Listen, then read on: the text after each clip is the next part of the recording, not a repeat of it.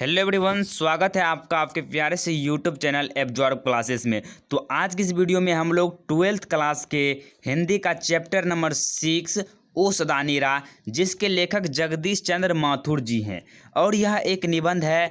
तो इसी के बारे में आज हम लोग अध्ययन करने वाले हैं। इसमें हम आपको जगदीश चंद्र माथुर के बारे में जीवन परिचय बताएंगे, इनकी प्रमुख कृतियों के बारे में बताएंगे, साथ ही साथ ओ सदा नीरा चैप्टर का फुल्ली रूप से इसका सारांश बताएंगे, फुल एक्सप्लेनेशन करेंगे, जिसके पश्चात आपको इस चैप्टर में एक भी क्वेश्चन को सॉल्व करने में दिक्कत नहीं होगा, चाहे वह ऑब्जेक्टिव हो या सब्जेक्टिव। तो आप इस वीडियो पर शुरू से लेकर अंत तक बने रहे। अगर चैनल पर पहली बार आए हैं तो इस चैनल को सब्सक्राइब कर ले और इस वीडियो के लिए एक लाइक ज़रूर करें। तो चलिए शुरू करते हैं।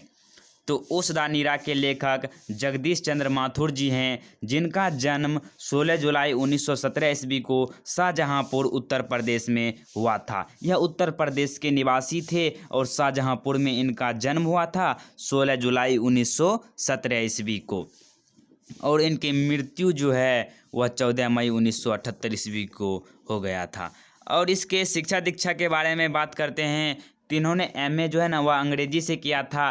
कहाँ से? तो इलाहाबाद विश्वविद्यालय से। याद रखना है, इलाहाबाद विश्वविद्यालय से इन्होंने अंग्रेजी में एमए किया। 1941 में जो है इन्होंने आईसीए परीक्षा उत्तीर्ण की। 1941 में कौन सा परीक्षा उत्तीर्ण की? तो आईसीए परीक्षा इन्होंने उत्तीर्ण की। और प्रशिक्षण के लिए अमेरिका गए। प्रशिक्षण के लिए इन्होंने कहाँ गए? तो अमेरिका गए और बाद में शिक्षा सचिव हुए। और इसको सम्मान भी मिला है, विद्या वारिधि की उपाधि से विभूषित किया गया है। जगदीश चंद्र माथुर जी को कालिदास अवार्ड दिया गया है। बिहार राज्य भाषा पुरस्कार से भी सम्मानित किया गया है। तो इन्हें 3 पुरस्कार से यहाँ पर सम्मानित किया गया था, विद्या वारिधि, कालिदास अवार्ड और बिहार राजभाषा पुरस्कार से।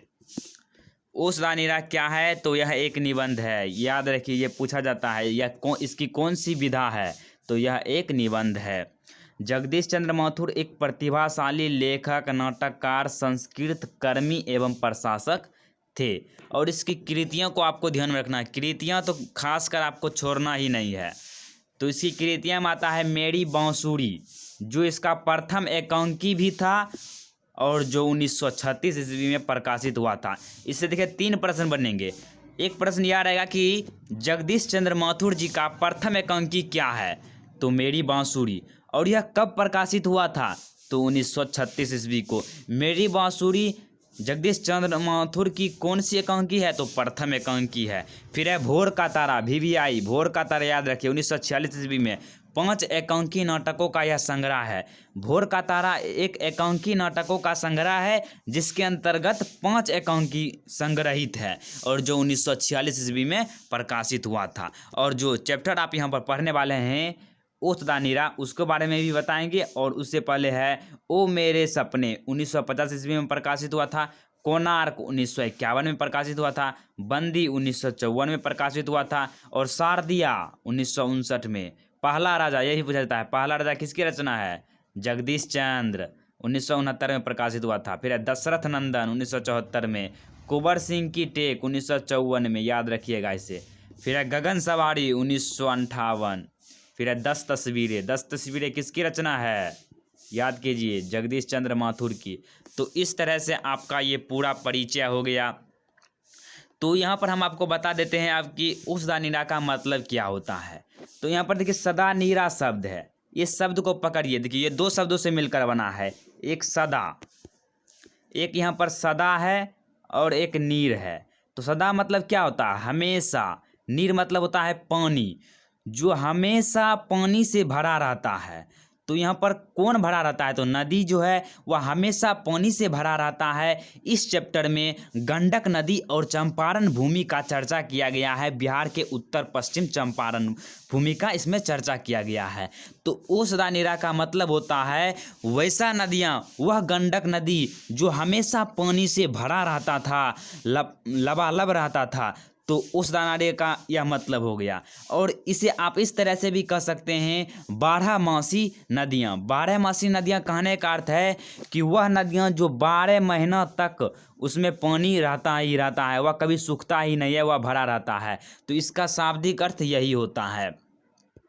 तो इसकी सारांश की ओर आप चलते हैं और आपको सारांश इसका अच्छे तरीके से बताते हैं।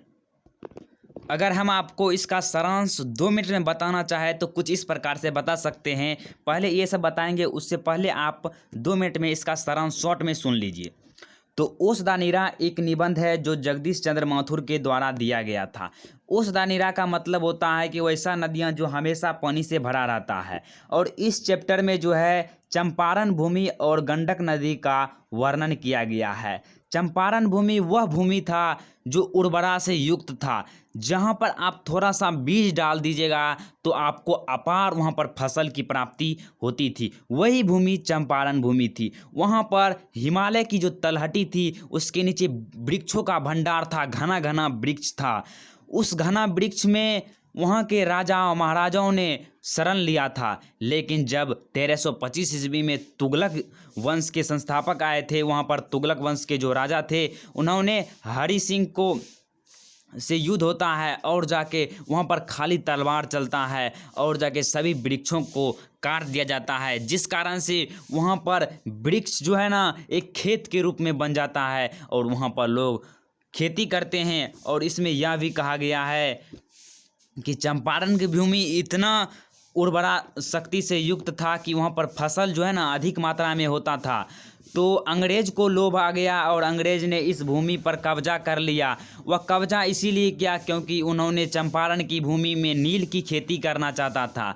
तो उन्होंने आ गया और यहाँ पर नील की खेती करना शुरू कर दिया और जाके उन्होंने यहाँ पर आकर पहले तो अधिकार जमाया। जो चंपारण के छोटे छोटे ज़मींदार थे, राजा महाराजा थे, उसको पहले अपने कब्जा में कर लिया, उसको अपने लोभ देकर उसे जो है ना अपने में कर लिया और सभी ज़मीन को हड़प लिया और जाके वहाँ पर नील की खेती करवाने लगा। तो नील की खेती इसीलिए करवाते थे क्योंकि नील की खेती उस समय नील का मांग था, क्योंकि नील से बहुत सारे कपड़े को रंगा जाता था। तो नील का मांग था तो उन्होंने नए नए कानून नियम लागू कर दिए चंपारण के किसानों पर कि अगर किसी व्यक्ति के पास चाहे कितना भी ज़मीन हो, उसमें 20 कट्ठा में से उसको 3 कट्ठा जो है ना नील की खेती करना होगा। 20 कट्ठा में 3 कट्ठा पर उसे नील की खेती करना होगा। ये अंग्रेज़ों का नियम उस समय लागू हो गया था, जिसे आप 3 कठिया प्रणाली भी इसे कहा जाता था। तो अंग्रेज़ों ने ये लागू कर दिया। उसके बाद समय बीतता गया तो केमिकल का आविष्कार हो गया कपड़े को रंगने के लिए। तो नील का जो है ना मांग घटने लगा। जब नील का मांग घटने लगा तो फिर अंग्रेज़ों ने किसानों को छोड़ा नहीं और उस पर दबाव बनाया कि अगर आप चाहते हैं कि नील की खेती नहीं करना चाहते हैं, उससे छुटकारा पाना चाहते हैं, तो भारी रकम में उसे कर्ज देना होगा, मतलब रुपया उससे टौनने लगा। तो इस तरह से मांगा और उस समय जो है ना जो अंग्रेज़ों में चंपारण की भूमि में आए थे तो एक अमोलवा का कोठी है जिसका मालिक था ना एमन साहब था।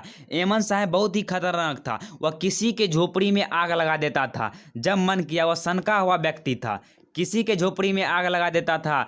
तो ये सभी परेशानी को देखकर जो है ना चंपारण का एक किसान जो है राजकुमार शुक्ल जी, वह गांधी जी को यहाँ पर बुलाते हैं और गांधी जी जब यहाँ पर आते हैं तो वह सभी समस्याओं को देखते हैं और उन्होंने बताया कि ये सभी समस्याओं को तभी सुधारा जा सकता है जब यहाँ पर शिक्षा की अच्छी व्यवस्था होगी। वहाँ पर शिक्षा की व्यवस्था एकदम भी नहीं थी। ये सब भी बातें जो है ना जगदीश चंद्र माथुर को कैसे पता चला, तो ये 1962 में जो है ना चंपारण की भूमि पर गए थे और वहाँ पर जो है ना बहुत सारे जो गांधी जी के उस समय के थे, जैसे पुंडलिक जी हो गए, तो वो सभी से इन्होंने मिले और ये सभी घटनाओं को इन्होंने वहाँ पर सुने और उसे बताया गया और उन्होंने इस ओस दा नीरा में उसे वर्णित किया है। तो गांधी जी वहाँ पहुँचे और जाके वहाँ पर ही पहले शिक्षा की व्यवस्था के लिए वहाँ पर 2-3 स्कूलों की व्यवस्था करवाई और जाके गुजरात से बहुत अच्छे अच्छे शिक्षक को वहाँ पर मंगाया गया ताकि यहाँ के लोगों को शिक्षित किया जा सके। इस तरह से हुआ और जाके पुंडलिक जी के शिष्य भी वहाँ पर मिले हुए थे और उन्होंने भी बताया कि हम इससे पढ़े हुए थे। तो इस तरह से वहाँ पर शिक्षा व्यवस्था को सुधारा और नील की खेती के विरुद्ध उन्होंने गांधी जी ने वहाँ पर आंदोलन भी किए। 1917 में गांधी जी वहाँ पर गए हुए थे, तो आंदोलन भी किए और जाके वहाँ की भूमि से किसानों को छुटकारा दिलाए। तो इस तरह से इसमें वर्णन है, आपको भी यहाँ पर देखने को मिलेगा। ये शॉर्ट में था जो हम आपको बता दिए। अब चलिए आपको लिखा हुआ जो है वो भी बता देते हैं। तो इस पाठ का सारांश है, प्रस्तुत निबंध सदानीरा गंडक को निमित्त बनाकर लिखा गया है। गंडक नदी को मुख्य बनाकर इसमें लिखा गया है।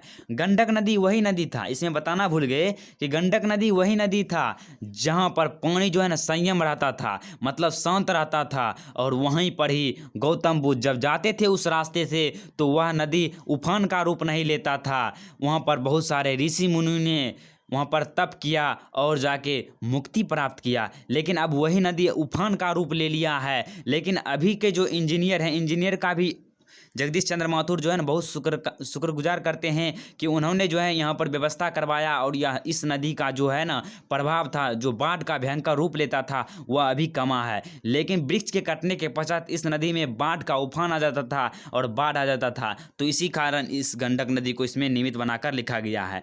पर उसके किनारे की संस्कृति और जीवन प्रवाह की अतरंग झांकी पेश करता है। उसके किनारे जो बहुत बड़े महात्मा संत जी किस तरह से वहाँ पर तप किए, वो सभी को यहाँ पर अतरंगी रूप से पेश करता है। साथ ही बिहार के उत्तर पश्चिम कोने में स्थित चंपारण क्षेत्र की संस्कृति को, सभ्यता को, कल्चर को अनोखा वर्णन किया है। वहाँ सांस्कृतिक, ऐतिहासिक, प्राकृतिक, वैज्ञानिक, आर्थिक वातावरण का संगोपांग वर्णन मिलता है। कहाँ पर? तो चंपारण की भूमि पर। साथ ही साथ पिछले 600-700 साल में महातन जो चंपारण से गंगा तक फैला हुआ था, 600-700 साल में महातन जो चंपारण से गंगा नदी तक फैला हुआ था, कटता चला गया। जो वृक्ष था वह अब कटता चला गया है। 600 साल पहले जो जितने वृक्ष जो है ना चंपारण से लेकर गंगा तक फैला हुआ था,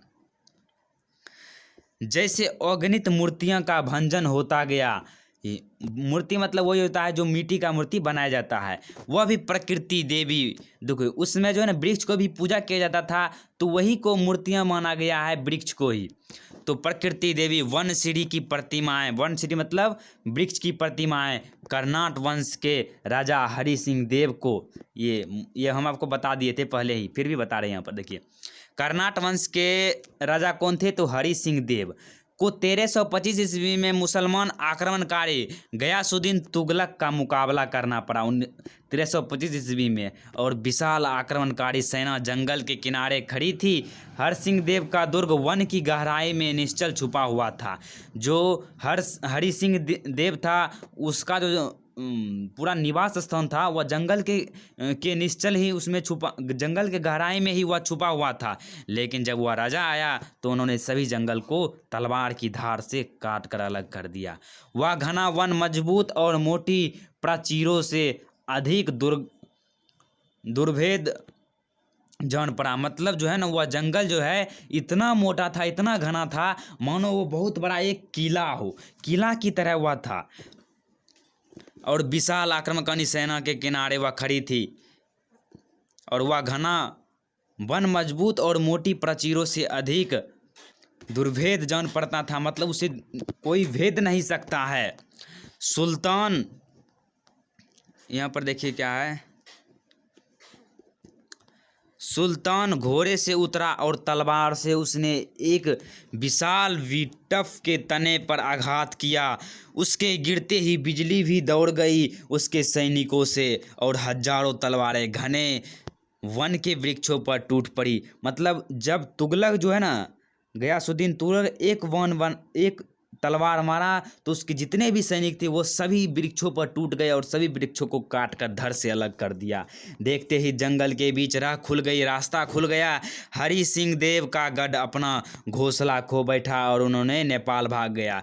जब वृक्ष कट गया तो हरि सिंह देव का जो है ना गढ़, उसका घोंसला ही उजड़ गया और वह नेपाल भाग गया। इस धरती के निवासी भी प्राचीन और नवीन के मिश्रण है। जान पड़ता है कि आदिकाल से आने जाने वाले का तांता बंधा रहता था। इस भूमि पर हमेशा देश विदेश से लोग आया करते थे। जंगल से छीनी गई धरती को जोतने के लिए पुष्ट हाथ पराया बाहर से ही आते रहे। मतलब उस भूमि इतना उर्वर था कि बाहर के लोग, विदेशी लोग आकर वहाँ पर खेती करते थे अनाज के लोभ से कि ज़्यादा यहाँ पर उर्वरा शक्ति है, हमें ज़्यादा अनाज यहाँ पर मिलेगा, फ़ायदा होगा। पिछले 500-700 साल या वर्षों में थारू और धांगर जातियाँ यहाँ आकर बसी। 500-700 सालों में कौन सी दो जातियाँ यहाँ पर बसी थी? एक थारू और एक धांगर जातियाँ यहाँ आकर बसी थी। थारुओं के उद्भव के विषय में उनके मत हैं। वे लोग अपने को आदिवासी वे लोग नहीं मानते हैं। इस मधुर और स्निग्ध संस्कृति की अपेक्षा धांगरों का सामाजिक जीवन अधिक प्रखर और उल्लासपूर्ण है। सुखी से उसका जीवन बीत रहा था, लेकिन स्त्री पुरुष दोनों ढलती शाम के मंद प्रकाश में सामूहिक नृत्य करने लगे। जो यहाँ पर धांगर थे वह नृत्य करते थे, औराव नृत्य करने लगे। जो औराव थे वह एक धांगर जनजाति के लोग ही थे, जिसे औराव कहा जाता था। वह नृत्य करते थे। औराव नृत्य से मिलते जुलते ही नृत्य करते थे धांगरों के, मतलब धांगरों से मिलते जुलते ही औराव नृत्य क्या करते थे, नाच किया करते थे खुशी से। फिर किंतु कुछ निजी विशेषताएं भी है। बेतिया राज की जमींदारी में तो अंग्रेज ठेकेदार बन गए और 19वीं सदी में नील की खेती का विस्तार हो गया। 19वीं सदी में जो है ना, अब नील की खेती का विस्तार हो गया। जमींदारी तो जो है ना अब अंग्रेज ठेकेदार बन गए। जमींदार तो अब अंग्रेज जो है ना ठेकेदार बन गए। नील से ही उन दिनों रंग बनते थे और इसीलिए नील की पश्चात देशों में बहुत मांग थी। जो है ना नील से ही रंग बनाया जाता था, तो नील का मान देश विदेशों में बहुत ही ज़्यादा था। लाखों की संपदा उन अंग्रेज ठेकेदारों के हाथ लगी, किंतु रैयत का कोई काम नहीं हुआ। बेतिया राज से बहुत कम अदायगी पर हजारों एकड़ जमीन इन गोरे ठाकरों ने ले लिया। इन दिनों यहाँ पर देखिए, इन दिनों उत्तर बिहार में दौरा करने वाले अफसरों के लिए देहात में डांग बंकले नहीं बनते थे। वे सभी साहबों की कोठियाँ में ही ठहरते थे। कोई अपना अच्छा घर नहीं बना सकता था। वे साहब के ही, अंग्रेज ठेकेदार के ही यहाँ ही अपने उसके ही कोठियाँ में रहते थे। दक्षिण बिहार के ठगी विचारों का असर चंपारण में देर से पहुँचे, इसीलिए गंगा पर पुल बनाने की स्कीम में तत्कालीन जो है ना शासन ने कोई दिलचस्पी नहीं दिखाई। जब गांधी जी चंपारण की रैयत को भय, और देखिए यहाँ पर जो है ना पुल नहीं बनाया था, गंगा पर पुल क्यों नहीं बनाया था? क्योंकि सोचा था कि अगर दक्षिण बिहार के लोग के विचार यहाँ पर आ जाएंगे तो वो लोग हमें यहाँ पर रहने ही नहीं देंगे। ये अंग्रेज का सोच था, इसीलिए उन्होंने पुल बनाने पर कोई दिलचस्पी नहीं लिया था। अत्याचार के चंगुल से बचने का प्रयत्न कर रहे थे, तब उन्होंने ग्रामीण जनता की सामाजिक व्यवस्था के सुधार का श्री गणेश किया। गांधी जी ने जो है ना वहाँ पर जितने भी अत्याचार हो रहे थे ग्रामीण जनता के साथ, उसके सुधार के लिए श्री गणेश किया, मतलब शुरुआत किया, प्रारंभ किया। गांधी जी ने ग्रामों की दुरावस्था को दूर करने में शिक्षा की महत्ता पर अपने विचार प्रकट किए। शिक्षा को उन्होंने मूल माना। उन्होंने कहा कि जब तक ग्रामीण बच्चों की शिक्षा की व्यवस्था नहीं होगी, तब तक केवल आर्थिक समस्याओं को सुलझाने से काम नहीं चलेगा। उन्होंने कहा कि वे चंपारण में कुछ ग्रामीण विद्यालयों की स्थापना करना चाहते हैं।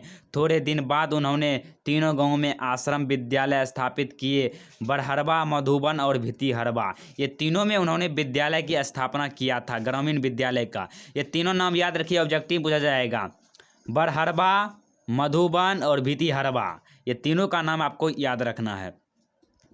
भितिहरवा के पास ही रामपुरवा है, मतलब भितिहरवा के पास ही एक स्थान रामपुरवा है, जहां ध्वस्त पड़े 2 अशोक स्तंभ, एक पर सिंह था और दूसरे पर बैल। पुष्ट मौर्य काल में नमूनों शायद रामपुरवा कोई बौद्ध तीर्थस्थल रहा होगा। रामपुरवा जो है वह कोई बौद्ध तीर्थस्थल रहा होगा। फिर है गंडक नदी के किनारे कई बौद्ध स्थल हैं, जैसे कुशीनगर, लोहिया, नंदनगढ़, अरेराज, केसरिया, चानकीगढ़ और वैशाली। वर्तमान और अतीत की आघातहीन करी गंडक नदी। न जाने कितने महात्माओं और संतों ने इसके किनारे तप और तेल पाया, मतलब तप और मुक्ति पाया, किंतु गंडक कभी गंभीर न बन सकी। इसीलिए इसके किनारे तीर्थ स्थल भी अस्थाई न रह सका। जो है ना, पहले तो इस नदी से बहुत सारे संत हो गए, परमात्मा हो गए, उन्होंने मुक्ति पाया, तप किया, लेकिन उसका तो उद्धार हो गया संत महात्मा का, लेकिन इस नदी के किनारे कोई तीर्थ स्थल भी नहीं टिका है। क्यों नहीं टिका है? तो क्योंकि इसका जो बाढ़ का उफान रूप आता है, यहाँ पर किसी को टिकने ही नहीं देता है। तो इस तरह से गंडक नदी का यहाँ पर वर्णन किया गया है। साथ ही जो है, अब गंडक नदी का ऐसी स्थिति नहीं है, क्योंकि इंजीनियरों ने बहुत सारे कार्यों के द्वारा इस पर काबू पा लिया है। तो इस तरह से आपका सारांश खत्म होता है। आशा करते हैं आपको पूरा समझ में आया होगा। अगर आप चाहते हैं कि इसी तरह का वीडियो और भी आपको मिलता रहा, तो इस चैनल को आप सब्सक्राइब कर सकते हैं। मिलते हैं अगली वीडियो में, तब तक के लिए जय हिंद, जय भारत।